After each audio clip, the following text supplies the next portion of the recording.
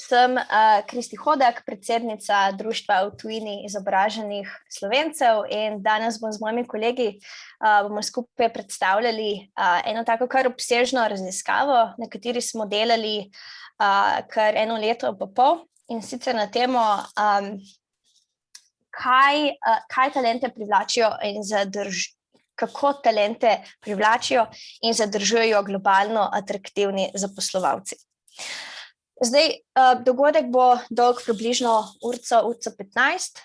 Prvo polovico dogodka bi radi posvetili predvsem naši prezentaciji. Predstavili bomo neke glavne ugotovitve raziskave, konkretne dobre prakse in pa tudi neke zaključke glede pričakovanj o dohodku, torej kakšna pričakovanja imajo v tujini delujoči Slovenci. Potem drugi del dogodka pa bomo odprli prostor za vas. Radi bi slišali vaša specifična vprašanja, radi bi slišali vaše ideje, predloge, komentarje in imeli eno tako konstruktivno diskusijo o tem, kaj lahko slovenska podjetja, institucije, država naredimo, da naredimo nekako Slovenijo top državo za najboljši kader, pa ne bodo to Slovenci v Sloveniji, Slovenci v tujini ali pa seveda tudi tuji talenti. Torej, preko pa grem v samo raziskavo, mogoče samo 2 besedi o društvu Vtis. Društvo v tujini izobraženih Slovencev zdaj združuje že 1862 članov po celem svetu. Naši člani so Slovenci, ki so se šli izobraževati v tujini, tako da imamo en tak fajn miks študentov in potem tudi zaposlenih strokovnjakov v gospodarstvu, v znanosti in pa seveda v drugih sektorjih, od javnega do vladnega in tako naprej. Tukaj velja omeniti, da 1/3 naših članov se je že vrnila v Slovenijo. Polovica tistih, ki so pa še v tujini, razmišlja, da bi mogoče prišla v Slovenijo v naslednjih 5 letih, kar predstavlja en velik potencial za Slovenijo. In seveda tukaj imamo možnost, da res privabimo te talente domov. Glavna misija društva je, da zmanjšujemo razdaljo med svetom in Slovenijo. To počnemo na 3 glavne načine. Povezujemo ambasadorje globalnega znanja v Sloveniji in v tujini. Imamo kar 15 lokalnih odborov po celi Evropi, Ameriki, Kanadi in tudi Daljnemu vzhodu. Spodbujamo in omogočamo sodelovanje med Slovenijo in tujino na področju znanosti in gospodarstva. Malo več o tem bom tudi kasneje povedala, predvsem glede potencialnih partnerstev. In kot tretje opozarjamo tudi glavne odločevalce na problematike in zakonske ovire pri kroženju znanja.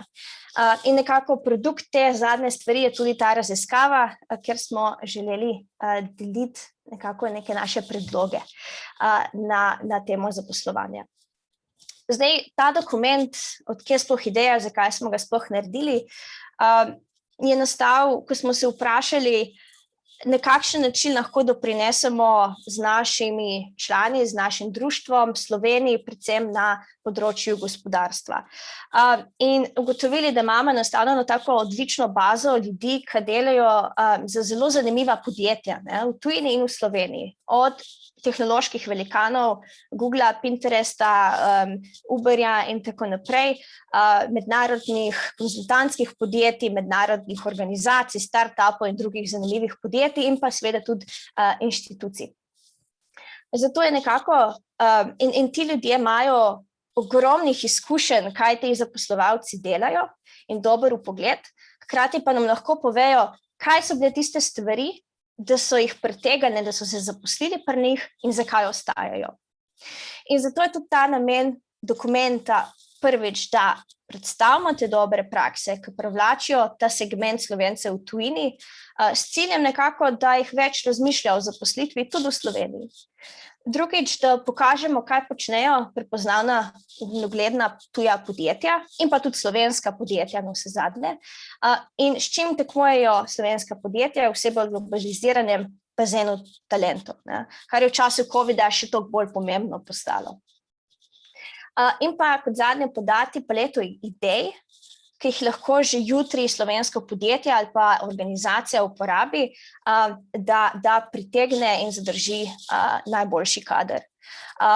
Nekako vemo, da plače ni edini razlog, da se ljudje zaposlijo, so tudi druge take bolj mehkejše stvari, kot so kultura, vizija podjetja, sodelavci, in te stvari so zelo neotipljive. In zato smo se tudi odločili, da naredimo te prakse čim bolj konkretne, da podjetja nekako vedo, kaj lahko še dodatno izboljšajo.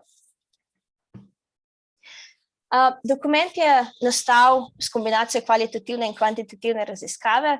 Intervjuvali smo 20 v tujini izobraženih Slovencev, ki so nekako z nami delili te prakse, in na podlagi tega smo definirali kar 11 sklopov dobrih praks za privabljanje in ohranjanje talentov in potem 44 konkretnih dobrih praks. To smo potem ovrednotili z anketo z našimi člani in pogledali predvsem pogostost in pa pomembnost teh sklopov. In nazadnje še analizirali glede na velikost podjetja, državo, karierni nivo in sektor.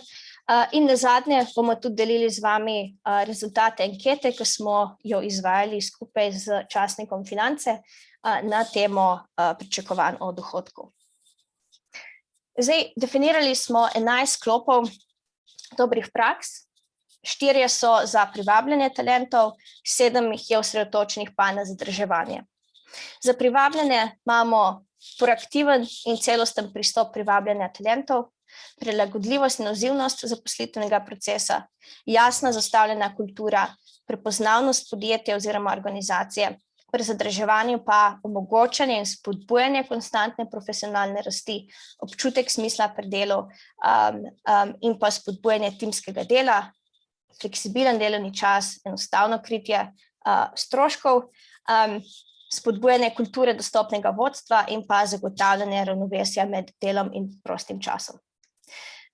Zdaj, preden predam besedo Blažu, da malo več pove o glavnih ugotovitvah, bi se samo tukaj še ustavila in povedala eno zelo pomembno stvar, da ta raziskava nam ne pokaže samo, kaj lahko podjetja naredijo, da privabijo talente, ampak je tudi produkt enega odličnega timskega dela in kaj se lahko naredimo, če skupaj stopimo z neko vrednoto doprinosa Sloveniji. In tukaj bi se res rada zahvalila najboljšemu timu, Timoteju, Blažu, Doni in Bojani, da so vložili vsa čas in energijo poleg svoje službe in nekako uresničili to raziskavo. Dobro, zadosti z mano, zdaj pa predajam besedo Blažu, da nam še malo več pove o glavnih ugotovitvah.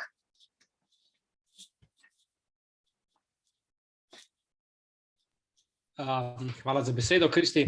Zdaj se bom pa jaz spustil v malo bolj pogled na dobre prakse iz številk. Potem bi vas pa tudi povabil, imamo na spletni strani in tudi šerano na vseh socialnih omrežjih. Gre za podrobno analizo, če ste bolj analitičen tip človeka, si lahko tudi to preberete po raznih segmentih, po kariernem nivoju, državah in pa tudi velikosti podjetja, kjer v bistvu gre za kar ogromno strani in si lahko tudi posebej pogledate za kakšno specifično prakso, če vas bolj konkretno zanima. Se pravi, nekako naše prakse so razdeljene na prisotnost in pa pomembnost. Najprej smo raziskovali, katere prakse v bistvu so najbolj prisotne pri naših anketirancih in tukaj so anketiranci v tujini izbrali, da gre za omogočanje konstantne profesionalne rasti, kar v bistvu pomeni, da podjetje namenja veliko časa za razvoj kadrov, se pravi, da jim ponudi možnosti za izobraževanje, da je jasno zastavljena pot napredovanja in tako naprej. Se pravi, na tem področju podjetja kar veliko investirajo. Tudi naslednje je spodbujanje timskega dela, se pravi, da se organizirajo ekipe, da se povezuje med različnimi sektorji v podjetju, različnimi znanji in pa na tretjem občutek smisla pri delu, se pravi, da imajo delavci možnost za napredovanje, da lahko v bistvu sodelujejo v raznih schemah, pri finančni strukturi podjetja, pri investicijah in v bistvu s tem tudi ovrednotijo svoje delo in da so nekako člani v tem life cyclu vsakega projekta. Zdaj tukaj v prisotnosti vidimo, to je razdeljeno v veliki meri, delno ne, pa ne relevantno. Zelo pozitivna novica je, da v večini primerov so vse prakse praktično delno že prisotne, med najmanj recimo tam spodbujanje timskega dela, kjer je v bistvu rekel, da ni prisotna v določenih primerih, ampak še zmeraj v bistvu nekaj manj kot 80%. Največ pa se pravi proaktiven celosten pristop pri privabljanju talentov. V veliki meri pa predvsem, če bi izpostavil spodbujanje kulture dostopnega vodstva in pa tudi proaktiven pristop in pa, kot sem že omenil, omogočene spodbujanje profesionalne rasti. Zdaj, če se pa obrnemo na pomembnost teh sklopov, to je pa se pravi tisto, ali bi se anketiranci odločili za delo v nekem podjetju oziroma to, kar jih zadržuje v nekem podjetju. Najbolj pomembno je prepoznavnost podjetja, kar je nekako pričakovano, zelo dobro izgleda na CV-ju in tudi možnosti za nadaljnjo karierno pot. Potem ravno konstantno spodbujanje profesionalne rasti, se pravi, da lahko od delovnega mesta največ odnesejo tudi zase in se potem lahko kasneje karierno razvijajo. In pa zadnjo, še fleksibilnost delovnega časa, kjer ne gre vse nujno za to ravnotežje med delom in prostim časom, ampak da se v bistvu imajo priložnost porazporediti svoje delo, da recimo delodajalec krije stroške za delo na domu in pa predvsem v času covida je tudi prišlo do zelo veliko tega, ali kombinacije dela v pisarni ali pa sprav, da se kombinira, kdaj vsak lahko dela in takrat, kdaj je najbolj spočit in razpoložen. Tako da tukaj predvsem največ pomembnosti. Tukaj gre pa spet za, se pravi, pri pomembnosti gre za nekoliko drugačno ocenjevanje, gre za odločilen pogoj, tisto, kar v bistvu anketirance najbolj privlači, potem, da jim je vsaj pomembno, da ima nekaj vpliva, majhen vpliv, a pa v celoti nepotrebno. Ne? In zdaj tukaj vidimo, da nepotrebno skoraj nobena stvar jim ni nepotrebna. Največ pa jim v odločilnem pogoju je pa v največjem deležu spodbujanje konstantne profesionalne rasti in pa delovni čas. Pa tudi lahko bi rekli prepoznavnost podjetja, kot sem že omenil. To je tisto, kar bi naredili največjo diferenciacijo med izborom podjetja. Ne?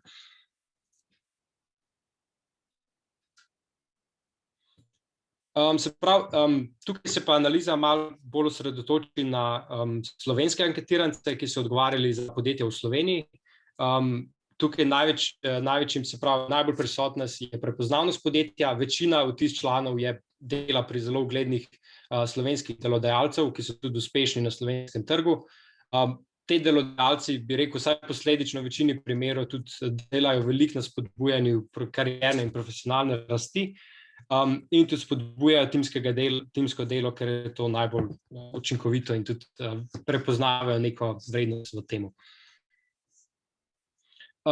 Kje mora Slovenija največ nameniti pozornosti? Tukaj pa gledamo v nekako razliko v tem, kar so naši anketiranci odgovorili med, kaj se jim zdi izjemno pomembno oziroma odločilnega pogoja in česar recimo najbolj manjka, se pravi za največje razlike tega, kar bi si želeli, ampak tega na slovenskem trgu ne morejo dobiti in pričakovano je fleksibilen delovni čas, še zmeraj dostikrat gre za neko tisti FaceTime, da mora biti zaposleni na delovnem mestu med določenimi urami. Potem presenetljivo, vsaj zame, ravnotežje med delom in prostim časom. Tako iz svojih izkušenj bi rekel, da mogoče to v Sloveniji ni tako slabo. Dostikrat pa tudi v Sloveniji prihaja do tega, da je precej več delovnih ur kot predvideno. In pa spodbujanje kulture dostopnega vodstva, ki je pa v tujini precej bolj razširjeno, v Sloveniji se pa, bi rekel, v bolj inovativnih podjetjih šele v zadnjih letih postopno uvaja in ravna po zgledu tujine. Zdaj pa predajam besedo naprej Bojani. Hvala, Blaž.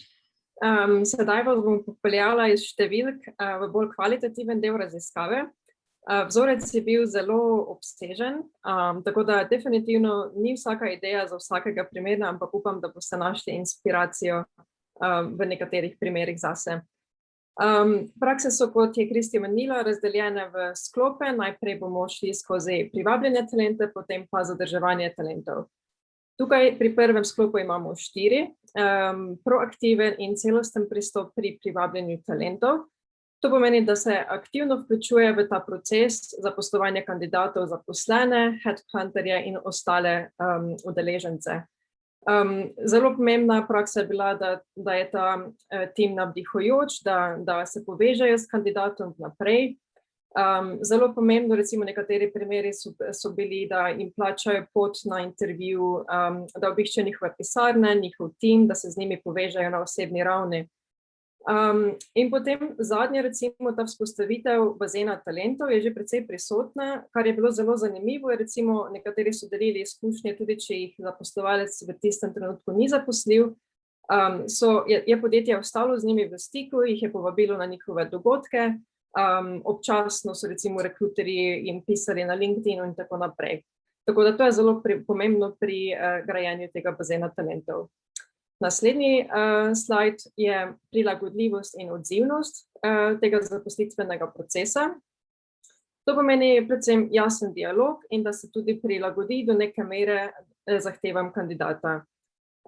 Torej, odzivnost v vsem tem procesu je bila izpostavljena kot zelo pomembna. Pri prilagodljivosti pa, kot vidite ta primer, naprimer pri Amazonu so nekomu ponudili službo 1 leto vnaprej, kar je še posebej tistim, ki začenjajo ali pa končujejo študij, zelo pomembno. In pogosto se zgodi, če podjetje najde en talent, se prilagodi, tudi če ga lahko zaposlijo šele čez nekaj mesecev. Naslednja praksa je bila, da ima podjetje jasno zastavljeno kulturo podjetja in da zaposlujejo v skladu s to kulturo. To pomeni, da iščejo kandidate v skladu s to kulturo, recimo tudi intervjuji. Je nekdo izmed intervjuvancev povedal, da je eden izmed intervjujev vedno usmerjen na to, kako kandidat ustreza kulturi. Naprimer, vprašanja so, kako pomembni so nekomu programerju uporabniki, kaj naredi za to. Veliko je teh situacij, opisa, veliko je nekih razgovorov vedenskega tipa. Na naslednjem slajdu boste tudi videli primer, kjer recimo nekdo deli izkušnjo, da je tudi psiholog bil tega zaposlitvenega procesa in naprimer potem psiholog napiše mnenje o tem kandidatu in ali ustreza kulturnemu profilu podjetja. Naslednje je bila prepoznavnost podjetja kot najboljšega na svojem področju. To seveda daje zelo širok spekter. Podjetja seveda se lahko osredotočijo v vsako nišno področje, povsod si lahko najboljši in kandidatom je to zelo pomembno. Sedaj bomo zaključili, kako pridobivati kandidate in gremo na naslednji sklop, kako zadrževati. Ta sklop je malo bolj obsežen, kar mogoče tudi pomeni, da je zadrževanje malce težje kot pridobivanje kandidatov. In sicer prva praksa je omogočanje in spodbujanje konstantne profesionalne rasti. Kaj to pomeni? Pomeni, da recimo posamezniki so delili prakse, kot je, da cenijo, da se spodbuja avtonomnost, da se spodbuja, da oni lahko prevzemajo odgovornosti pri delu, cenijo recimo strukturirano mentorstvo, še posebej, če so to tisti mlajši, ki šele začenjajo svojo kariero, potem iščejo neko stabilnost. Pomeni tudi, da mora podjetje investirati v profesionalni razvoj kadrov in tudi imeti recimo zaposlene, ki skrbijo za kader, kot je recimo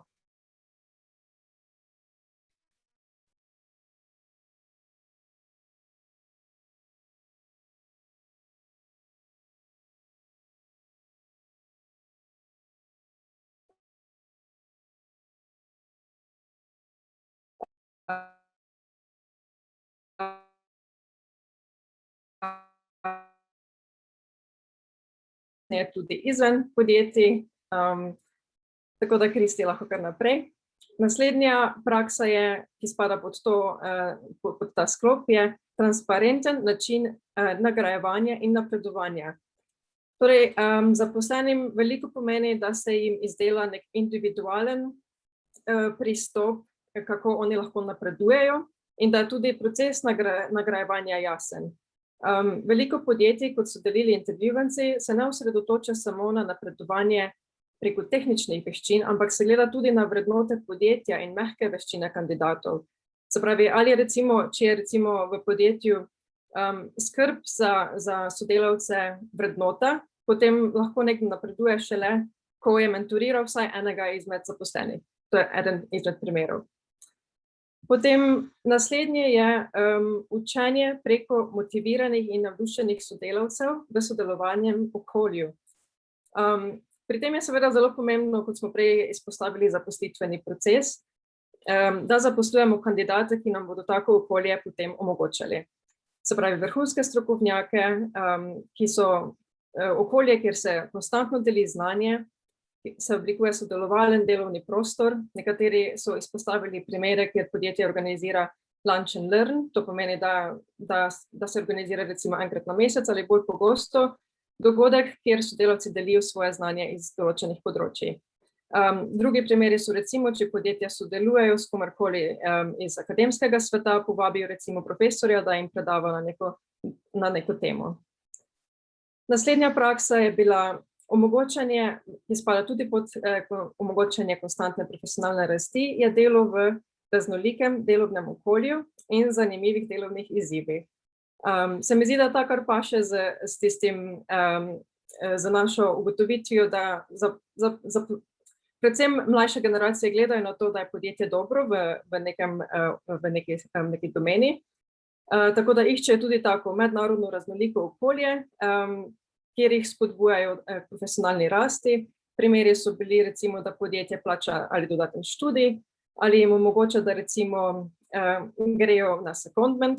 Za tiste, ki ne poznate izraza, to je, da recimo lahko zaposlen se odloči, da gre za nekaj mesecev, 6 mesecev, naprimer, v nek drug oddelek in se tako horizontalno širi svoje veščine. Kandidatom ni mar samo za vertikalno rast, ampak tudi horizontalno. Imamo tudi primere, ki so jih vzpostavili, kjer lahko recimo zaposlen se pošlje tudi v drugo podjetje, imajo recimo bazo podjetij in organizacij, s katerimi sodelujejo in lahko potem kandidat izkusi neko drugo podjetje in čez nekaj mesecev se vrne nazaj v svojo bazično podjetje. Naslednji slajd, prosim. Občutek smisla pri delu in prispevka k viziji podjetja. To se ves čas pojavlja kot zelo pomembna praksa in vrednota pri mladih.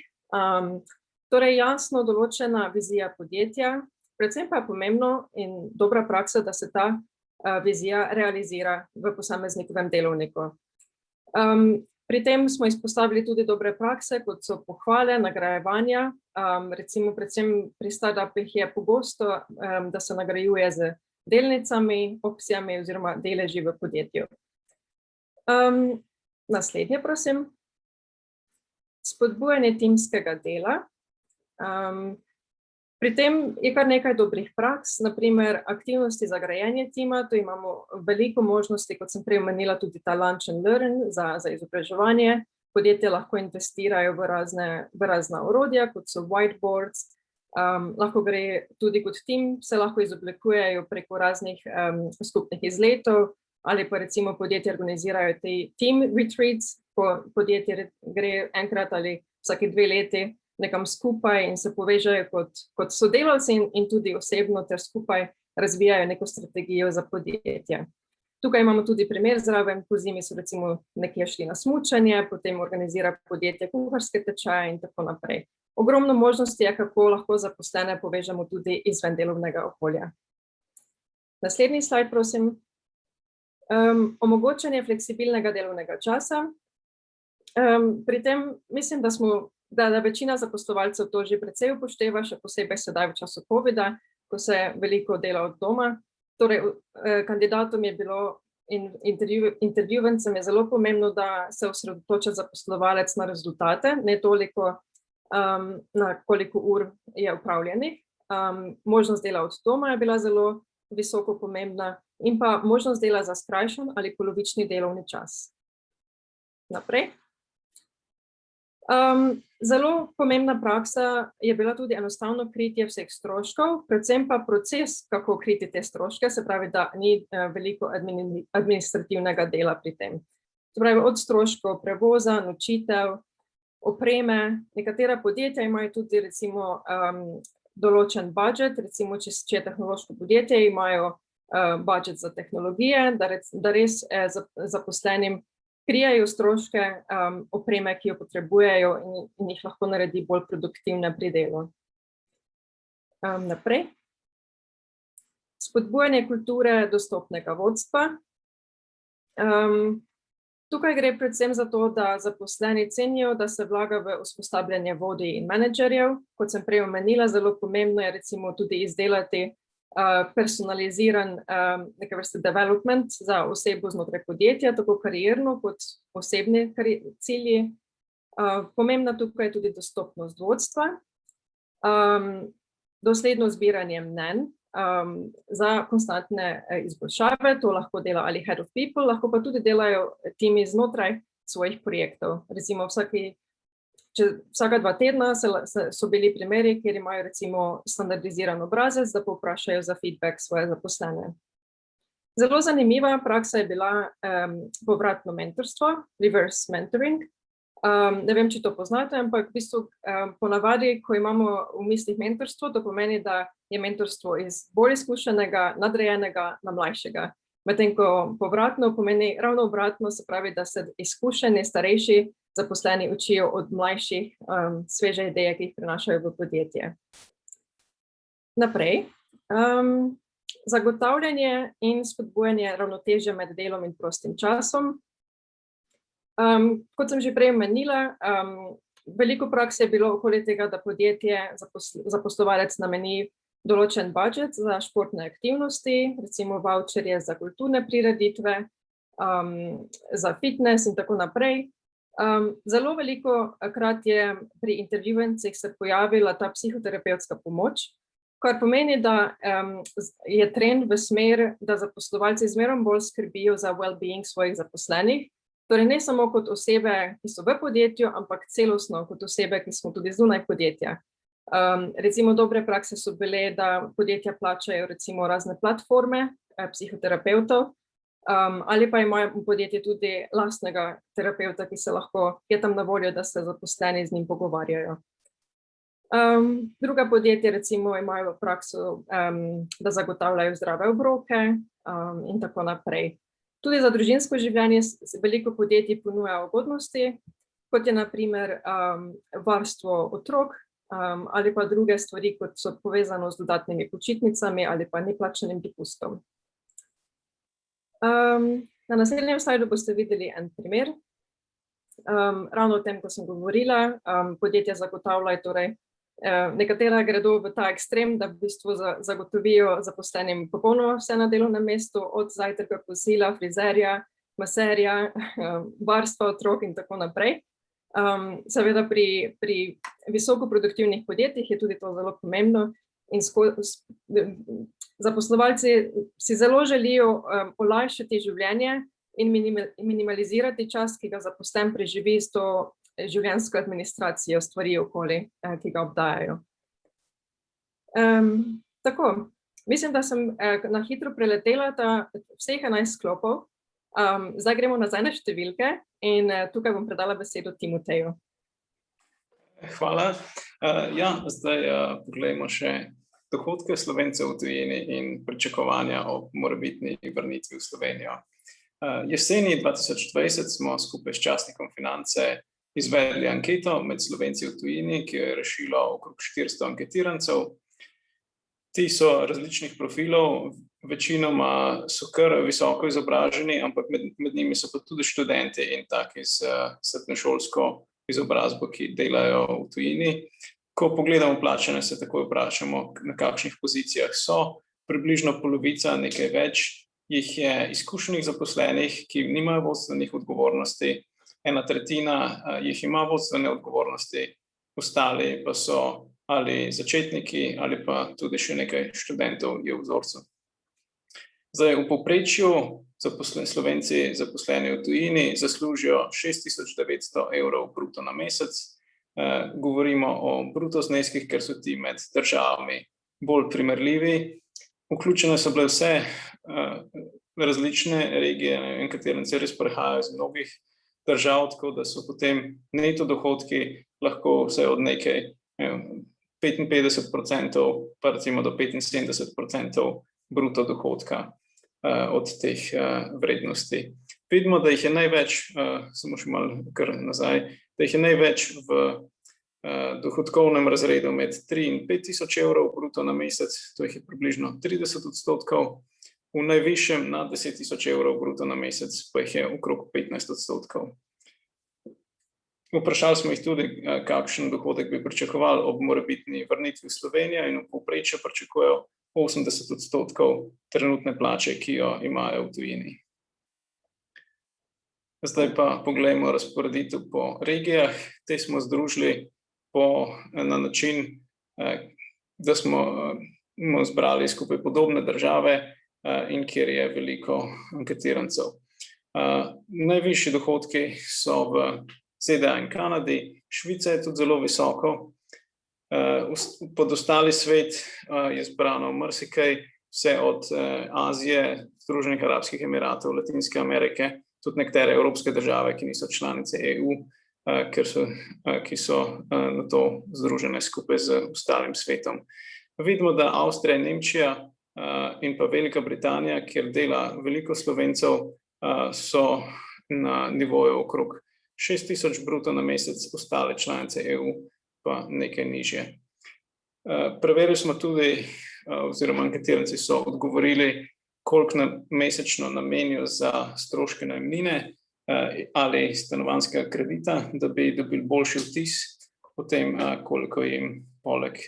koliko jim od njihovega dohodka ostane razpoložljivega dohodka. V povprečju anketiranci za najemnino oziroma stanovanjski kredit namenijo 1600 evrov na mesec, za redne stroške, kot so prehrana, prevoz, vrtec in podobno, pa 1300 na mesec. Na grafu vidite tudi deleže, ki pa so izračunani od bruto plače, tako da so, če pogledamo, če bi gledali od neto plače, so za vsako od tega za najemnino in pa za redne stroške za vsako namenijo recimo v povprečju nekje med 30 in 40% od svoje bruto plače. Od svoje neto plače, od bruto je pa nekje 20 in 25. Zdaj pa poglejmo še po področjih, po panogah. Med Slovenci, ki delajo v tujini, so najbolj donosne panoge finance, informacijska tehnologija in pa upravljanje, svetovanje in vodenje, kjer so vključene vodstvene funkcije in pa konzulting. V teh treh panogah Slovenci v tujini povprečju zaslužijo 10 tisoč ali več bruto na mesec, ob vrnitvi v Slovenijo pa bi pričakovali okrog 8 tisoč bruto na mesec. Največja skupina, ki je za vtis še posebej relevantna in pa tudi za mnoge zaposlovalce v Sloveniji, so zaposleni, ki delajo na področju znanosti in tehnologije. Ti v tujini zaslužijo nekje okrog 6 tisoč bruto na mesec in imajo tudi kar visoka pričakovanja ob vrnitvi v Slovenijo, kjer bi želeli oziroma pričakovali dohodek nekje 5400 bruto na mesec. Tako da tukaj se hitro pojavijo vprašanja, ali bi lahko s spremembami davčne zakonodaje oziroma socialnih prispevkov kaj olajšali zaposlovanje teh profilov. Če gledamo na ostale panoge, vidimo, da največji kompromis so pripravljeni sprejeti zaposleni na področju prava in družboslovja. Ti bi v Sloveniji pričakovali 2/3 dohodka, ki ga imajo v tujini. Zato smo zaposlene v tujini vprašali, kakšne ugodnosti jim nudijo delodajalci. Tukaj vidimo, da je zajetih tudi kar nekaj ugodnosti, ki so v naših dobrih praksah. Moramo pa poudariti, da je bila ta anketa izvedena še pred anketo o dobrih praksah. In vidimo, da ugodnosti lahko razdelimo v 4 skupine. Tiste, ki jih zaposleni v tujini imajo in bi jih tudi ob vrnitvi v Slovenijo pričakovali. Take, ki jih imajo v tujini, pa jih v Sloveniji ne pričakujejo. Nekatere ugodnosti, ki jih v tujini nimajo in jih tudi v Sloveniji ne pričakujejo, in pa nekaj takih, ki jih v tujini sicer nimajo, ampak bi si jih pa želeli v Sloveniji. Zdaj bom za vsako od teh skupin poudaril nekaj, ki imajo v tej skupini še posebej visok delež. Med tistimi, ki jih zaposleni v tujini imajo in jih pričakujejo v Sloveniji, so na prvih mestih delo od doma, možnosti dodatnih izobraževanj in pa nagrajevanje po uspešnosti. Med tistimi, ki jih zaposleni v tujini imajo, ampak jih v Sloveniji ne pričakujejo, je na prvem mestu fleksibilen delovni čas. To se mogoče v zadnjem letu nekoliko spreminja, da je tudi v Sloveniji več možnosti za to, pa očitno so pričakovanja pa zdaj še bila taka, da v Sloveniji ni toliko prilagodljivosti. V tretji skupini ugodnosti, ki jih nimajo v tujini, pa jih tudi v Sloveniji ne pričakujejo, je brezplačna hrana in pijača na delovnem mestu in pa dodaten porodniški dopust. V četrti skupini pa imamo aktivnosti, ki bi si jih želeli v Sloveniji, čeprav jih v tujini nimajo. To so pa brezplačne športne aktivnosti in pa dodaten dopust tukaj na prvih mestih. Zdaj pogledamo še napredovanje, ki je lahko urejeno na različne načine, po uspešnosti, na določeno časovno obdobje ali na druge načine. V nekaterih podjetjih oziroma organizacijah pa ni sistematično urejeno. Približno 2/3 organizacij je urejeno sistematično. Vidimo, da je delež tistih, kjer je napredovanje po uspešnosti najvišji na področju upravljanja, svetovanja in vodenja in pa tudi kreative in dizajna. Med tistimi, kjer je napredovanje v večji meri na časovno obdobje, so na prvih mestih zdravstvo, finance in proizvodnja. V nekaterih panogah pa je tudi pogosto, da ni sistematično urejeno, kar je razumljivo, da v manjših podjetjih je to nekoliko manj formalno. Zdaj bi pa kar vrnil besedo Kristi, da pove še nekaj o tem, katere prakse je najlažje ali najbolj pomembno implementirati. Hvala, Timotej. Ja, torej zdaj smo vas najbrž kar zasuli z dosti informacijami. Šli smo od ugotovitev, kaj so nekako najpomembnejše prakse, do konkretnih praks, ki smo jih identificirali pri intervjujih in pa potem tudi nekako glavnih zaključkov glede pričakovanj o dohodku. Z vsemi temi informacijami včasih težko vedeti, kje začeti, zato smo si drznili napraviti prvi poskus in sicer, da malo sortiramo za vas. Spet, dve stvari, ki bi jih tukaj zelo poudarila. Vsaka dobra praksa je pomembna, drugače enostavno ne bi bila dobra praksa, ne bi niti omenili. Pomembno smo nekako dali res, da je lažje malo prioritizirati. Druga stvar je pa tudi ta, da enostavno to je zbirka praks, ne? In za malo podjetje, ki se ukvarja s tehnologijo, bojo določene prakse zanimive, za neko večjo podjetje, ki se ukvarja čisto z enim drugim, v nekem drugem sektorju, bo spet set drugih idej bolj zanimiv. Ampak nasploh smo hoteli še zmeraj narediti ta poskus, da malo lahko pokažemo, kje lahko začnem že jutri. Torej razporedili smo prakse po pomembnosti in pa torej kako težko je implementirati dobro prakso, in to smo definirali na naslednji kriterij, in sicer nekako približek koliko časa, torej vložek časa, druga stvar je investicija, torej koliko denarja smo pripravljeni investirati v to dobro prakso, in pa sprememba kulture, ki je pri tem pomembna, ne? In nekako, kaj lahko že jutri, s čim lahko začnete. Glavne stvari tukaj bi izpostavila dodeljen prostor za čas in pohvale, da se človek počuti cenjenega, dogodki in prostor za konstantno deljenje znanja med kolegi. Torej tukaj lahko pomislimo čisto na eno simpel aplikacijo, kot je Slack, ki omogoča nekako ta prenos znanja in bolj transparentno komunikacijo. Seveda pa tudi zelo relevantna praksa zdaj, še posebej v času covida, torej možnost dela od doma. Vidimo, da dosti podjetij zdaj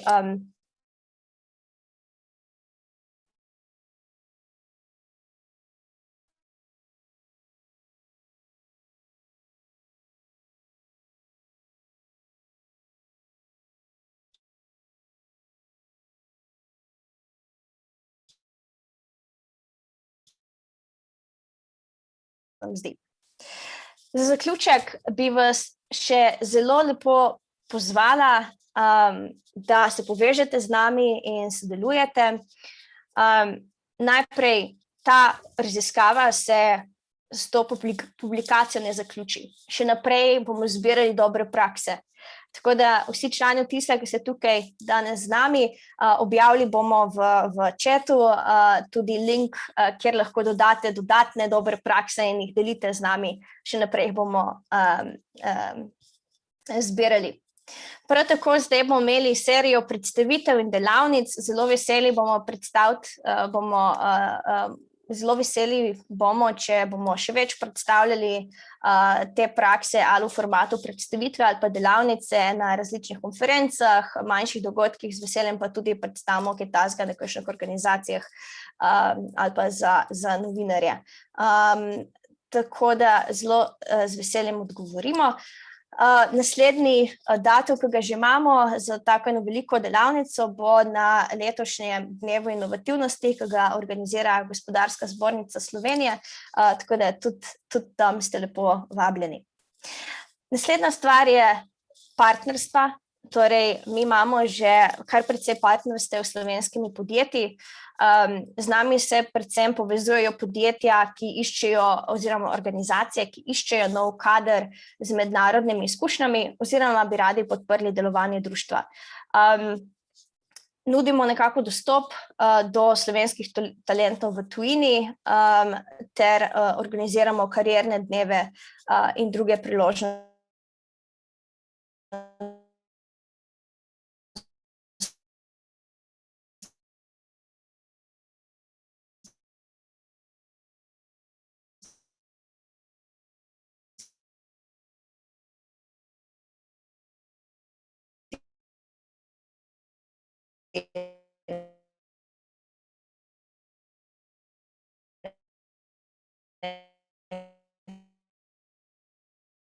V Slovenijo.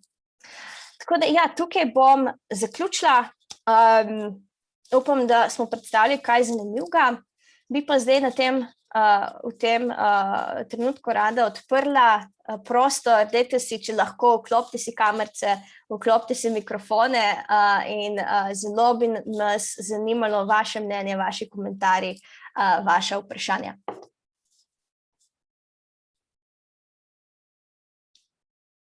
A vam lahko jaz čestitam? Gospa Danica, prosim.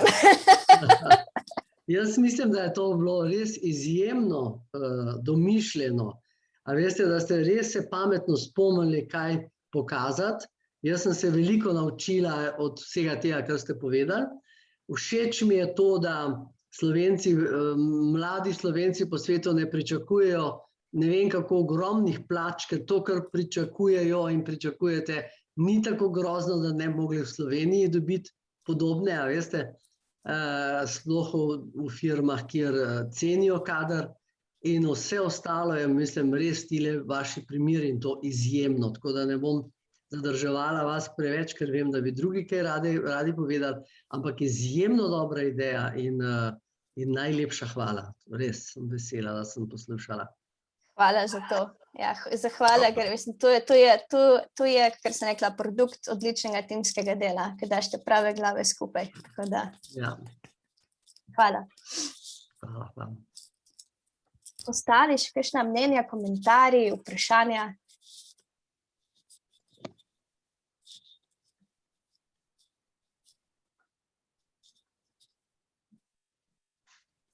Mislim, da je imel prej Nejc roko, ja, tudi zdaj so roke. Barbara, vidim, da bi nekaj vpraša. Kar. Lepo zdrav vsem.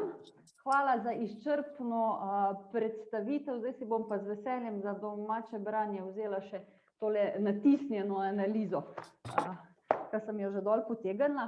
Pa vse eno vprašanje. Ko govorimo o pričakovanjih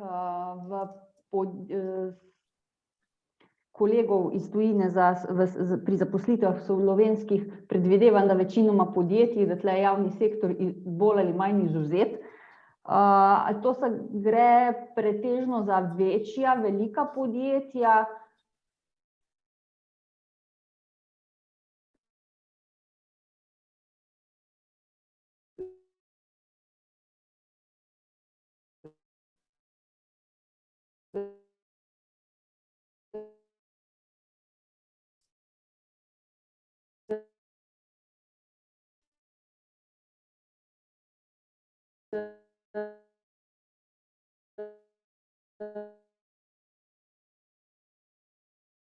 Imeli smo eno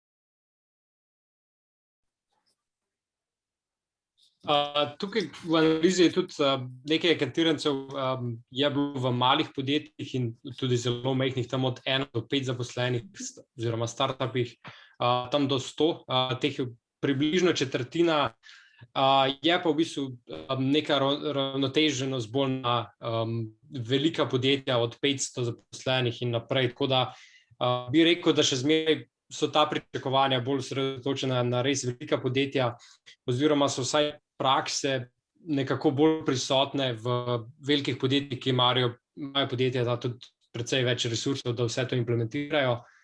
Tako da nekako je, ja, prakse so manj prisotne v manjših podjetjih, oziroma so nekatere prakse v bistvu nemogoče sploh za izvedbo. Ja, je pa recimo, da tam četrtina tistih, ki so odgovorili glede na podjetje, mislim, ki so v majhnih podjetjih. Za konkretno vsako prakso imate pa se pravi v publikaciji tudi razdelitev po velikosti podjetij, kjer si lahko pogledate, koliko je praksa pomembna za tiste ljudi v majhnih podjetjih, kako je prisotna, če vas to konkretno zanima. Mogoče tukaj bi še dodala, da mislim, da majhna podjetja so bolj inovativna, kako z omejenimi resursi nekako naredijo ugodno okolje. Mogoče tukaj lahko tudi Bojana doda, ker tudi sama dela na enem izmed takih podjetij, ki mislim, da so zelo inovativni, kar se tega tiče. Ja, mislim, da tudi, hvala Kristi, tudi v sklopu teh kvalitativnih intervjujev smo imeli kar nekaj ljudi iz manjših startup podjetij in recimo dobre prakse, ki so prej izpostavljene, ravno ta biti del njihove vizije, ali je to preko deleža podjetja. Recimo ni toliko hierarhije, kandidati oziroma zaposleni cenijo to, da ni toliko hierarhije, da imajo možnost hitrega napredovanja, naprimer, tega večje korporacije nimajo, ne? In majhna podjetja se lahko privoščijo in veliko teh praks smo identificirali ravno za majhna podjetja. Hvala. Prosim. Lahko še nekaj vprašam? Prosim. Najprej hvala lepa za tole raziskavo, jaz sem tukaj zunaj v Bruslu, pazim, moja ta mala punčka, tako da. In hvala, da ste to pripravili, ker se mi zdi res zelo konkretno in ponuja veliko takih konkretnih informacij tudi za nekoga, ki recimo v vladi ali pa nekje na odgovornem mestu razmišlja, kako izboljšati razmere, tako da bodo mladi prišli nazaj, da se bodo vključevali nazaj v delovno silo ali pa v življenju v Sloveniji. Mene zanima samo, če bi, ker je zelo veliko informacij, bilo zelo zanimivih, recimo ena stvar, ki se mi zdi posebej zanimiva, tudi to, ker je gospodarnica omenila to, da plače v bistvu niso tak problem, ne, da dejansko vsaj v boljših podjetjih bi to moglo biti dosegljivo. Pa tudi recimo jaz na Evropskem parlamentu je ta ista izkušnja, da mi imamo 20% nižjo plačo, če pridemo v Slovenijo delati za parlament evropski, recimo, ne, čisto za primerjavo, ker se indeksacija življenjskega standarda meri za okrog 80% ali par procentov manj. Zdaj pa me samo zanima, če bi mogli identificirati poleg tega recimo finančnega dela, kaj so tiste stvari, kjer bi lahko dejansko izboljšali možnost za mlade, da se vrnejo nazaj domov. Kaj so tiste stvari, recimo 2 ali pa 1, kjer je največja dodana vrednost, če bi se recimo stvari v podjetjih ali pa verjetno bolj v privatnem sektorju, ali pa v podjetništvu nasplošno doma v kulturi dela mogli spremeniti. Tisto, kjer bi res iz te vaše vse te analize in vseh teh podatkov, kjer bi največja dodana vrednost bila, da se nekaj spremeni, pa da se pritegne mlade nazaj, recimo, ali pa tudi starejši pač nazaj. To me zanima. Kaj je tista največja dodana vrednost, ki ste jo vi identificirali? Mogoče jaz probam, pa ostali še dodate, kaj se vam zdi. Ja. In tu bo zdaj malo kombinacija raziskave in mogoče tudi mojih osebnih opažanj. Torej, definirali smo najbolj pomembna, je ta konstantna profesionalna rast. Mi se moramo zavedati, to je relativno mlad, mislim, da večina jih je pod 45 let in to so ljudje, ki so na višku svoje energije, ki so zelo zagnani in tako naprej. Mislim, da tudi je logično, zakaj je ta sklop najbolj pomemben. Ne? In tukaj tudi v Sloveniji malo mogoče postane problem pretočnosti, ne? Ker ljudje ne zamenjujejo služb tako hitro in je težko navzgor rasti. Ampak mislim, da preko sploh pridemo do te prakse, je pomembno, da ljudje sploh vedo, kaj so priložnosti v Sloveniji. In mislim, da tukaj smo imeli dosti ljudi, ki so imeli istočasno ponudbo v Sloveniji in v tujini. In vedno zmagalo podjetje v tujini, ker je bilo prvič bolj odzivno in hitrejši in je lahko zagotovilo, da boš imel službo tudi čez 1 leto in bojo počakali na te 1 leto. Ne? In plus so se bili pripravljeni pogajati. Ne? Ker ti takoj, ko imaš 2 službi in vidiš, da torej seveda imaš neke reference, ne? Da se lahko pogajaš, boš iskal zmerno boljšo rešitev. Ne? In mislim, da že sam tukaj je problem ozaveščenosti, sploh o možnostih v Sloveniji. Ne? In tukaj to društvo TIS poskuša reševati s partnerstvi s podjetji, ne? Kjer oglašujemo prosta delovna mesta v Sloveniji. Drugo je odzivnost, ne? Pa se gre vse na kulturo, prepoznavnost in tako naprej. Ker mislim, da tudi prepoznavnost ni več toliko problematična stvar v Sloveniji, ker mislim, da imamo odlična podjetja tudi v Sloveniji. Ne? Pogosto pa nekatera niso dovolj proaktivna, da sploh vzpostavijo kontakt Slovenci v tujini. Tim, ekipa, bi še kaj dodali? Ja, jaz bi recimo se strinjala s tabo, Kristi. Recimo jaz bi rekla, po svojih izkušnjah skozi intervjuje in tudi svoje izkušnje bi rekla, da se morajo zaposlovalci recimo vprašati, kakšen občutek pustijo kandidatu. Je to ta občutek, da ga res hočete? Ali ja, ste malo zamujate z odgovorom, ste malo tako zadržani. To je prvo. Kot drugo pa, kar se meni zdi, recimo Slovenci v tujini res iščejo, je ravno to, kar smo izpostavili tudi po pomembnosti praksi, to, da recimo podjetje je zelo dobro v svoji domeni. Da lahko recimo konkurira v inovativnosti, v idejah, ki jih imajo tudi globalnim podjetjem. Se mi zdi, da veliko Slovencev v tujini bi se vrnilo za taka podjetja v Slovenijo. Imamo še vprašanje od Maje. Kar Maja, unmutejte se pa poprašajte.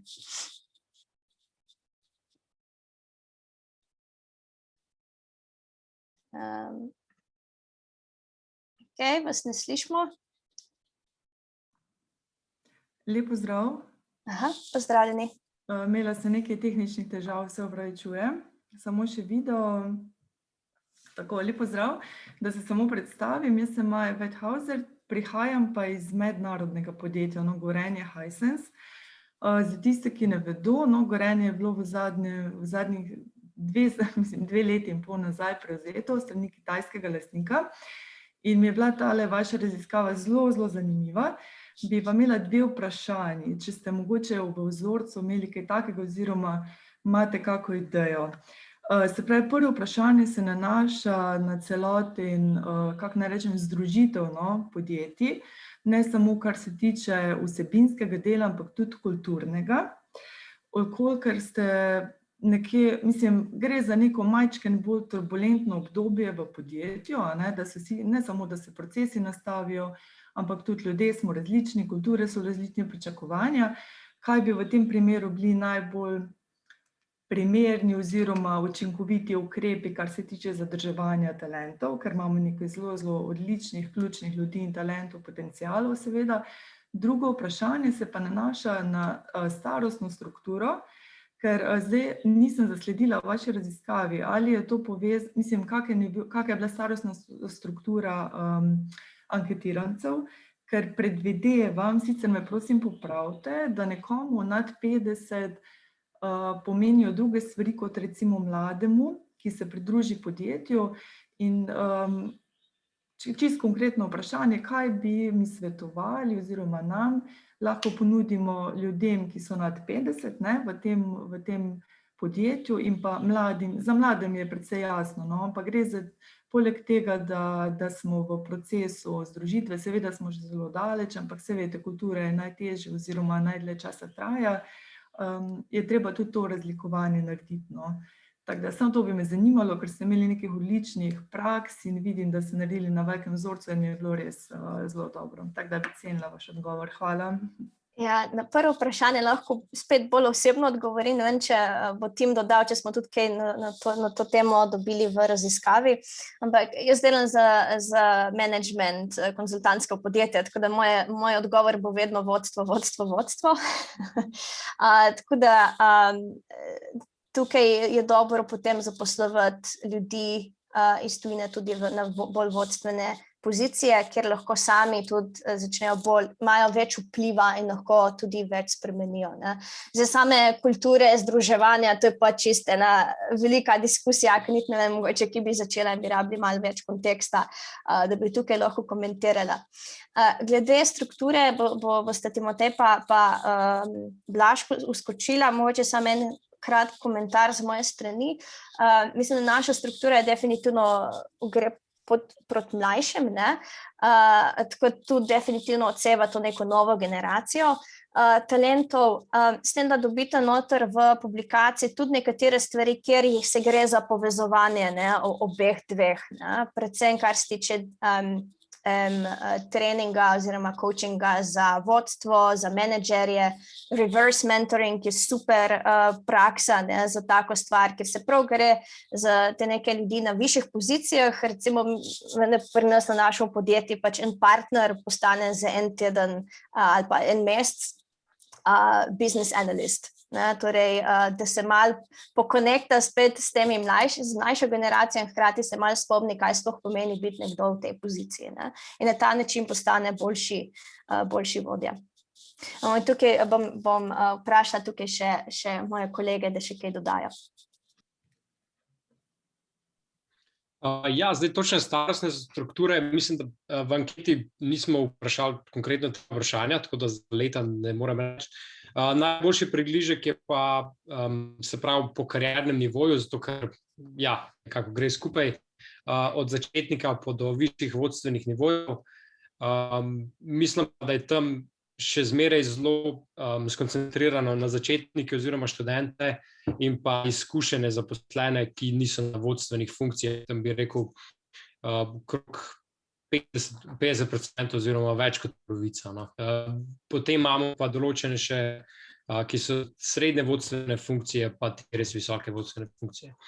Tako da ja, več kot polovica je na teh, bi rekel, vsaj ljudi tam do 35.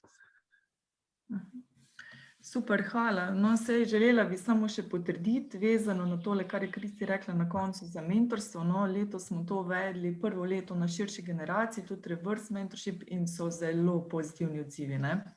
Tako da to potrebujemo tudi še iz našega vidika. Hvala lepa za vse, no. Zelo zanimivo in poučno. Super, hvala vam za vprašanje. Še kak komentar, vprašanje?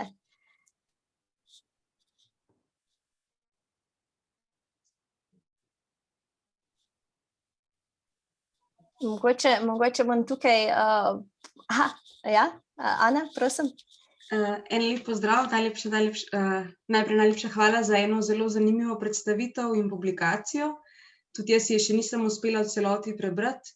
Moje ime je Ana Hačevčič iz Urada Vlade za Slovence v zamejstvu in po svetu. Zelo zanimiv mi je bil tisti podatek, kjer v bistvu Slovenci, če bi se vrnili, a ne, bi potem bili hvaležni za dodatne brezplačne športne aktivnosti, če sem prav videla na slajdu, in pa dodatne popuste. Se mi je zdelo zelo zanimivo. Dopuste. Aha, dopuste, evo, je bil manjši fond, pa se opravičujem. Za dodatni dopust je bil pa vmes na eni od prosojnic podatek, da po 2 letih dobijo kot boniteto 100% plačan očetovski dopust. In ob tem sem se v bistvu vprašala glih to, kar smo se mogoče že dotikali, pa mogoče bolj na temo povratništva, recimo za tiste Slovence, ki bi razmišljali, da bi se potem vrnili v Slovenijo, te bonitete za družino. Kakšen vzorec vaših teh, ki ste jih vključili, če imate morda ta podatek, ima družino in potem razmišlja o teh dodatnih aktivnostih, ki pa v Sloveniji mogoče vseeno so že po defaultu ali pa že po samih standardih nekako dane, pa potem s čem so primerjali. Če ste imeli kakšna taka družinska vprašanja oziroma kako se po vašem mnenju posamezniki, ki se vračajo oziroma ki delajo z družino, razlikujejo od vzorca, ki vemo, da je specifičen. To smo mladi, ambiciozni, zagnani kadri. Najlepša hvala pa še enkrat, hvala za vaše delo. Hvala za vprašanje. Bojana, Timotej. Ja.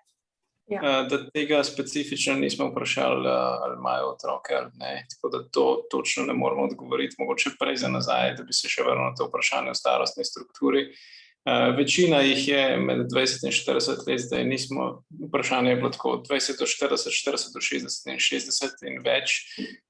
In so predstavniki v vseh skupinah, ampak največ jih je res v tem segmentu 20 do 40. Je pa tudi pri vsaki anketi to malo drugačno, ampak nekako nasplošno so ti najbolj zastopani. Glede družine, mislim, da ne moramo tako točno reči, ampak nekako rekli iz tega, kar se v društvu pogovarjamo, je gotovo, da tisti, ki imajo družino, pa sta oba dva Slovenca, je večja verjetnost, da razmišljajo o vrnitvi kot taki, kjer sta različnih narodnosti. In tistim so tudi pomembnejše prednosti, ki so v Sloveniji na tem področju daljšega porodniškega dopusta in podobno, in sorodnikov in tako naprej. Ja, jaz se strinjam s Timotejem o številkah, verjetno ne moremo govoriti, lahko pa potrdim, da vsaj v kvalitativnem delu smo imeli starše, torej mlade Slovence, ki so starši v tujini. Nekaj recimo dobrih praks, ki so jih izpostavili, da jih cenijo pri zaposlovalcu, je bilo naprimer, da zaposlovalec plača določeno število knjig za njihove otroke, da jim plača recimo izobraževanje inštrumenta.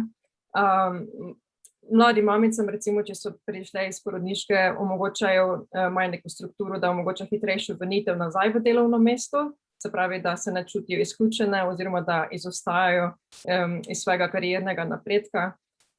Kot sem prej omenila, tudi ti porodniški dopusti ali pa recimo varstvo otrok je bilo tudi izpostavljeno kot izjemno pomembna praksa. Zelo splošna praksa, ki seveda pomaga pri work-life in družinskem usklajevanju z delom, pa je seveda fleksibilen delovni čas. To pa skoraj vsi izpostavljajo, da cenijo pri zaposlovalcih.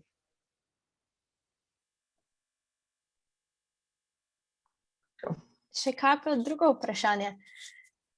Komentar? Mogoče bi povabila še, danes imamo z nami tudi našo super sodelavko v Britaniji, veleposlanico gospo Simono Leskovar. Simona, bi vi tudi kaj pokomentirali, kako se vam to zdi?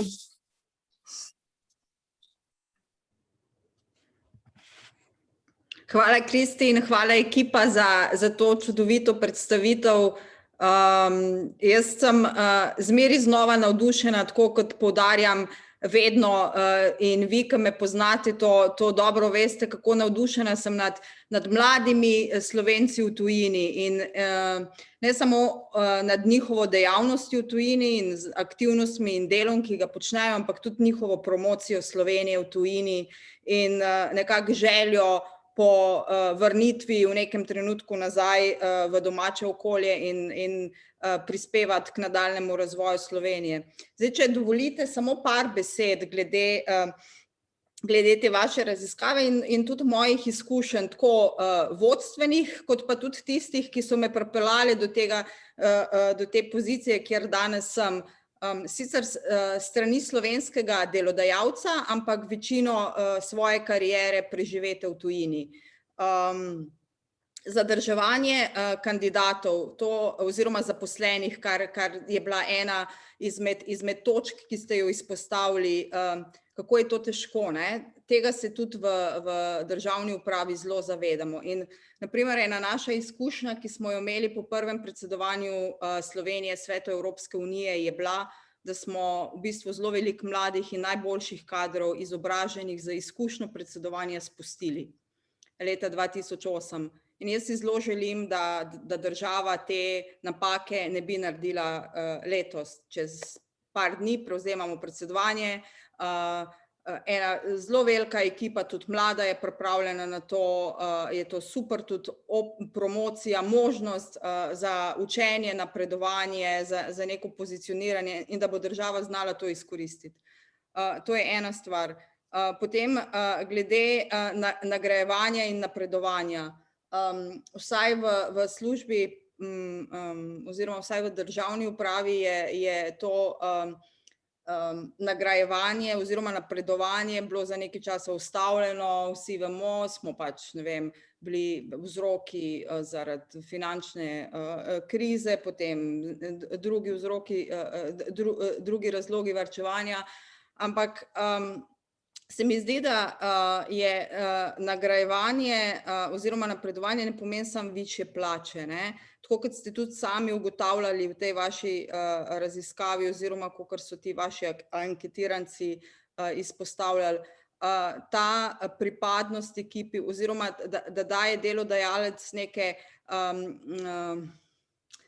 bom rekla, tako nek občutek tudi, da ceni svoje zaposlene, da jih stimulira tudi na neke bolj mehke načine, z nekimi drugimi, saj denar je pomemben, ampak so tudi drugi načini, kako se ti omogoča to nagrajevanje ali pa dajanje nekega pomena timskega prisotnosti timu. In to je tudi pri nas, tudi v državni upravi je to, so še stvari, ki bi se jih lahko naučili pa boljše naredili. In timsko delo, tukaj se jaz zelo strinjam, da je zelo pomembno in da si vsi želimo delati neki razgibani ekipi, kjer so sodelavci, vodstvo in sodelavci nekako usmerjeni v isto smer, kot mi naprej, ne? In mentorstvo je zelo pomembno. Mi je pa všeč to, kar je bilo izpostavljeno, tudi to povratno mentorstvo, ne? Tega se mogoče ljudje na vodstvenih mestih premalo zavedajo in jim je treba to večkrat omeniti in jih spomniti na to, koliko je tudi to pomembno, ne? Kakor vodstveni delavci ocenjujejo svoje zaposlene, da lahko napredujejo, jaz mislim, da bi ta ista stvar lahko bila tudi v obratno smer narejena in to povratno mentorstvo je zagotovo eden od teh stvari. Moja lastna izkušnja na tem področju je seveda bila ena čudovita. Pred 2 letoma smo v Sloveniji imeli en program, ki se mu je rekel Mlade veleposlanice. Skupaj z tujimi veleposlanicami v Sloveniji smo na Ministrstvu za zunanje zadeve organizirali projekt z 10 dijakinjami, ki so bile izbrane na enem natečaju in smo jih skozi leto mentorirale ženske veleposlanice s svojimi izkušnjami, nekako smo jim pokazali, kaj so različne, se reče, skills, zdaj imam še jaz veščine. Zdaj nas boste razumeli, hmali. Zakaj je pomembno, da so tudi punce, ženske del odločanja, zakaj sedijo pri mizi, zakaj je treba upoštevati tudi njihov glas in zakaj morajo biti aktivne. No, ta moja izkušnja je bila fenomenalna v tem smislu, da teh 10 dijakinj 3. letnika, 2. in 3. letnika na začetku programa so bile dosti zadržane, tako. In na koncu leta, ko je bil ta program mimo z vsemi aktivnostmi, so v bistvu bile zelo druge punce, ne? Veliko bolj samozavestne, videle so, da lahko, da bodo zmogle, da se bo. Tako da to mentorstvo je bistveno, pa predvsem imeti nek vzor, ne? Nek role model. In vi ga zagotovo s tem, tudi s takimi stvarmi dajete še mlajšim od vas. Tako da jaz sem zelo vesela, da lahko kot predstavnica Republike Slovenije v Združenem kraljestvu sodelujem z vami, z društvom in se veselim tudi nadaljnega sodelovanja. Vam pa želim vsem skupaj res čim bolj uspešno, tudi nekako implementacijo te raziskave, da bi se nekaj tudi zgodilo konkretno in da bi vas pravi ljudje tudi v Sloveniji slišali. Tako kot je rekla prej Danica, ne, ona je že ena od tistih, ki vas zagotovo sliši. Zdaj ne vem, če je še z nami, ampak sem prepričana in ona je ena tistih pravih, ki vas sliši. Tako da, hvala. Super, najlepša hvala. Tudi to dosti pomeni in jaz se strinjam, mentorstvo je neverjetno pomembno. Tudi tega mi organiziramo, tako je tudi vabljeni, da si tu pogledate. Hvala za ta komentar. Tukaj mogoče pustim še čas za eno vprašanje, en komentar, pa bomo pa počasi zaključili, nekako povzeli, pa upam, da še naprej sodelujemo. No? Jaz sem samo eno vprašanje oziroma bi želel mnenje slišati. In sicer hvala vsem namreč najprej za to raziskavo in predstavitev, vsekakor zelo zanimivo. Me pa zanima predvsem za zaključni slajd, in sicer z tistim grafom, kjer ste namenili pač, kateri področja so najlažje izvedljiva in najhitrejše izvedljiva. Ja, to, kje začeti, ne? Res je, da dosti teh stvari je res lahko na implementacijo, ne? Ampak, kako vemo, je pomembnost je večinoma tiste, kar je težko izvedljiva in kar je tudi največ nas v tujini delujočih pritegne nazaj, da bi prišli v Slovenijo oziroma v okolje, ki bi pač to omogočalo. Zdaj me samo zanima mnenje oziroma, če vidite, kje in kako bi lahko prišli čim prej do tistih stvari, ki so težki. Je to vse pomembno sistemska ureditev večinoma ali lahko že tudi na posameznih podjetjih lahko, mislim, nekaj ustvarjajo?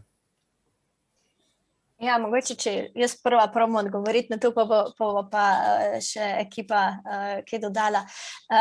Mislim, če pogledamo, kaj smo dali, da je najtežje. In to ne pomeni najtežje za Slovenijo, nasploh, ker smo rekli, tu so bolj dolge prakse, ki se jih implementira na dolgi rok, ne? Se jih ne more implementirati čez noč, kar ne pomeni, da ni izvedljivo. Rabiš pa podjetje, ki planira na dolgi rok, ne? Torej, ki vidi, da zlato ni denar, ampak je dejansko zlato so talenti. Ne? Če ti nimaš najboljših talentov, danes ne moreš inovirati, ne moreš rasti. Ne? In če pogledamo te, ki smo jih dali kot najtežja, in spet, to je prvi poskus, tako da ne vzamete tega za sveto. Ne? Zaposlovanje vrhunskih strokovnjakov, mednarodno delovno okolje in tako naprej. Zaposlovanje vrhunskih strokovnjakov, še posebej, ko gledaš za vodstvene pozicije, ne? Tukaj ti ponavadi tekmuješ kot podjetje z drugimi podjetji. Ne? In druga podjetja, da zaposlijo res top strokovnjake, bo res vložila dosti denarja v to. Ne? Oziroma se to dela postopno, ne? Ko moraš mehčati nek ta odnos, a bi prišel k nam, gled, tudi bomo dali in tako naprej. Ne? Zato smo dali nekako kot težko implementacijo, definitivno pa ni neizvedljivo. Ne? Mednarodno delovno okolje spet, dali smo tukaj na težko enostavno za tega, ker če nimaš te danosti, da nisi trenutno mednaroden, ponavadi vzame nek časa, ne, da postaneš mednarodno priznan oziroma da sodeluješ mednarodno. Prav isto je, da podjetje postane prepoznavno, to je nekako zahteva neko rast, širitev in podjetja in inovacije, kar spet vzame čas. Tako da tu so neke glavni razlogi, da smo jih dali pod težko, ni pa neizvedljivo in ne vidim razloga, zakaj slovenska podjetja tega ne bi implementirala. Mogoče ekipa še kakšen komentar, pa tudi, če je tukaj z nami kakšno slovensko podjetje, bi bilo tudi fajn slišati vaše mnenja, kaj se vam zdi, a se strinjate s tem, a ne. Jaz bi samo še dodal, da je tukaj so ene podjetja v malo bolj srečnem položaju, ker so mogoče take potrošniške znamke, ki jih vsi poznamo in tudi lažje nekako tegnejo pozornost, kot recimo Facebook, ki bo vsak ga zelo prepoznal in se tudi mogoče prijavil na razpis. Potem so pa neka podjetja, ki pač enostavno ne morejo biti v neki ko bi rekel, potrošniški družbi toliko prepoznavna, oziroma delajo neko zapleteno stvar za neki industrijski proces. In logično, da ne bojo pritegnili to pozornosti. Tako da tudi z tega vidika je lahko za ena podjetja zelo težko v neki splošni družbi vzpostaviti nek ugled pa prepoznavnost.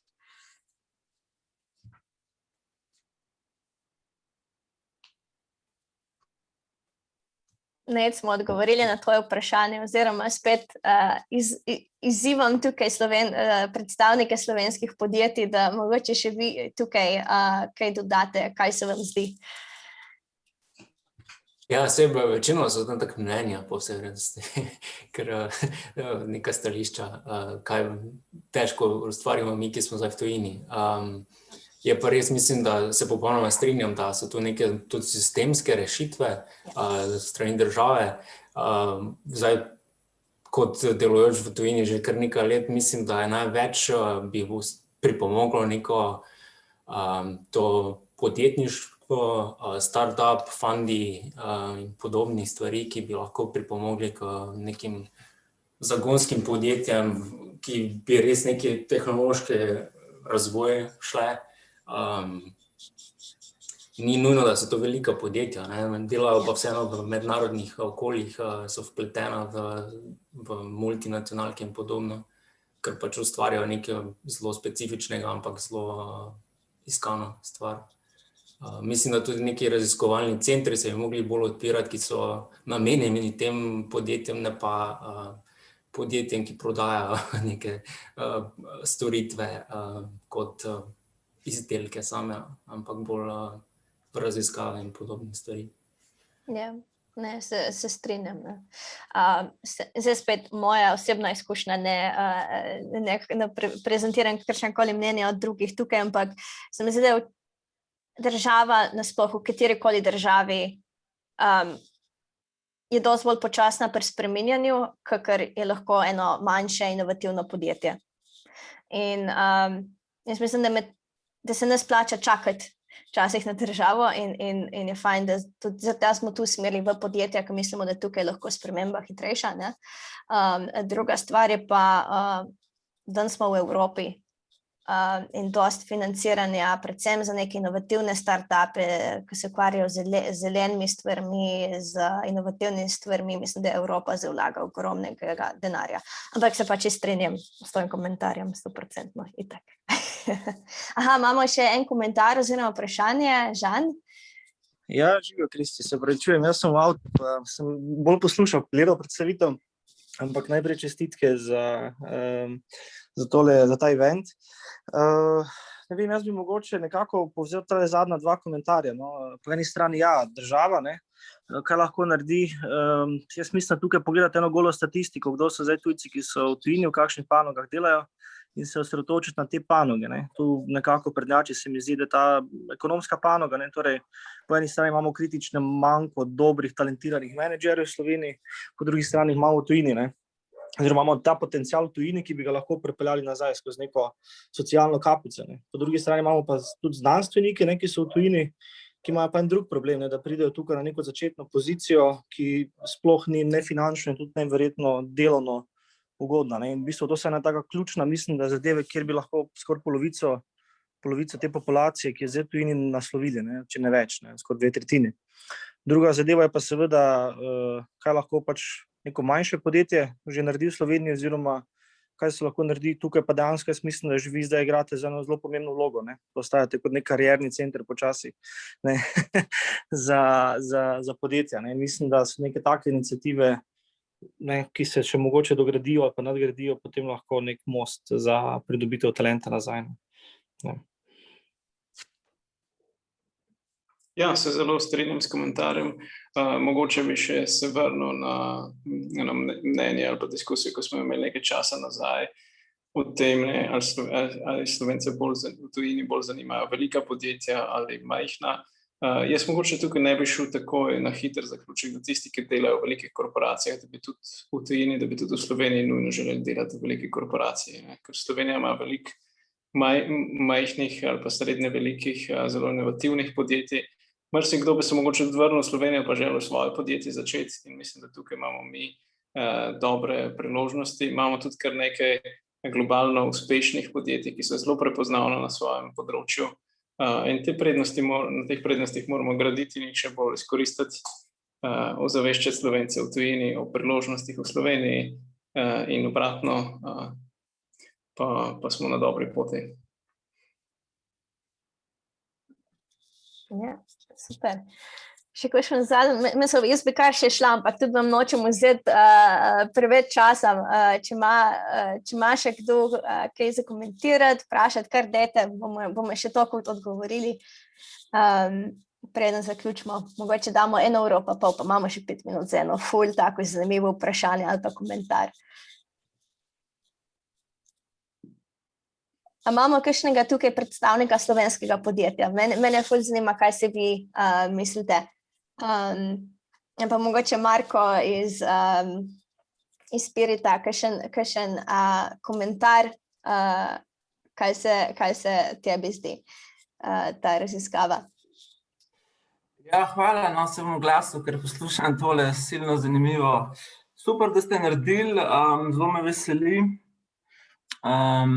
Ekstremno pomembno je res, kako čim bolj razvijati kadre v podjetjih. Te prakse je nujno treba vzpostaviti v vseh podjetjih in v Sloveniji in povsod po svetu, tako da kjer vsak ima pravico do osebnega razvoja in to je zato, zakaj smo tle, tako da zelo močno podpiram te stvari.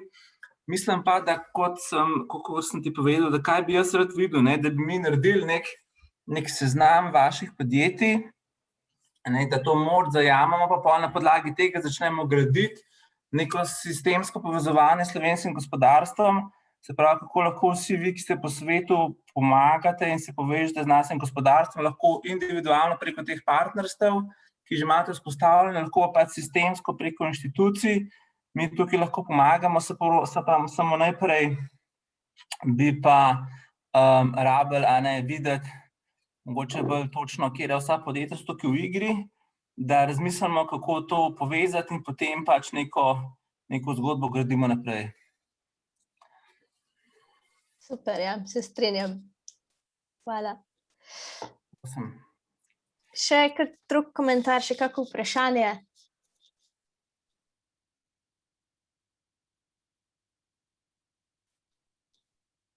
Dobro, če ni več vprašanj, se bom lepo bi vas pa še enkrat povabila, torej ta raziskava ta publikacija je šele začetek, zdaj bomo tudi začeli objavljati po socialnih omrežjih posamezne dobre prakse, tako da bomo zelo veseli, če delite to publikacijo, zelo veseli bomo, če dodate dodatne dobre prakse v anketo, ki smo jo tudi poslali v link. Če ste pa kako podjetje in me zanima sodelovanje, če bi radi se povezali z kadrom v tujini, pišite nam in se bomo pol naprej pogovarjali. Tako da najlepša hvala vsem in en lep večer želim. Maja še ima eno vprašanje. Maja še eno vprašanje, kar. Živijo, samo še zadnjo tehnično vprašanje za publikacijo, ki ste se jo dotaknili, obstaja mogoče tudi v angleškem jeziku. Pri meni konkretno bi bilo to zelo v pomoč tudi pri predstavitvi v podjetju, ampak sicer pa prevedem sama glavne stvari. Samo zanima me, če obstajajo. Žal ne. Žal nam ni to uspelo. Mogoče kdaj v naslednjih tednih se moramo še odločiti, no zdaj smo ravno v slovenščini zaključili, tako da še ne dodatno. Dobro, velja. Hvala. Hvala. Lep večer vsem. Lahko noč. Čau. Lahko noč. Hvala, dio. Adijo.